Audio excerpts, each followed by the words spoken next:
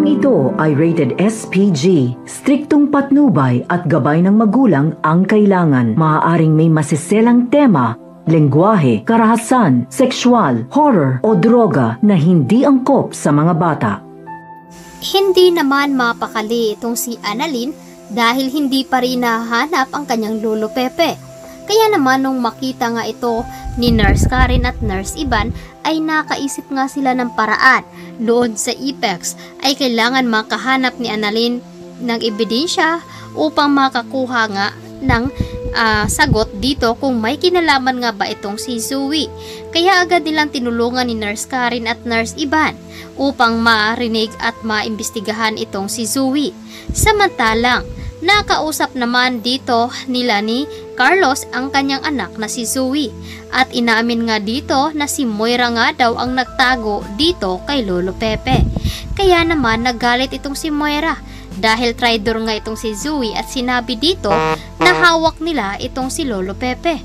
Ang hindi alam dito ni Moira na nandoon na nga itong si Baladja at balak na nga tapusin ang buhay dito ni Lolo Pepe. Kaya naman agad na sinabi dito ni Baladja na kailangan matapos na ito upang hindi na ito makapagsalita pa. Nagmamakaawa naman itong si Lolo Pepe at sinabi niya rito napakawalan na lang siya at uhaw na siya ng tubig. Kaya naman hindi nakikinig itong si Baladja at sinabi dito na tatapusin na nga ang buhay nito. Ngunit sino nga ba ang makakaligtas sa kanya na ngayon ay nanganganib ang kanyang buhay? Samantalang agad na nalaman dito ni Aling Susan at ni Josa ang nangyari nga dito sa pagkawala ni Lolo Pepe. Kaya naman sinabi dito ni Lynette na kailangan mayroon silang matibay na ebidensya upang makapagturo dito at madidiin itong si Zoe na nakipagsabuatan nito sa kanyang ina.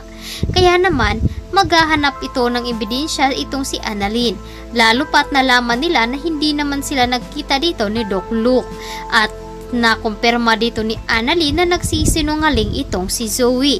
Samantalang ito namang si Giselle at RJ ay nagiging mali nga ang kanilang pagsunod dito kay Moira dahil wala naman silang nakita na nakatago doon ang kanyang ama.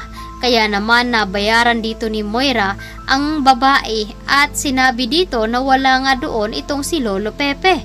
Kaya naman sinabi dito ni RJ at humingi na ito ng pasyensya. Kaya naisahan na naman dito ni Moira itong si Giselle at RJ.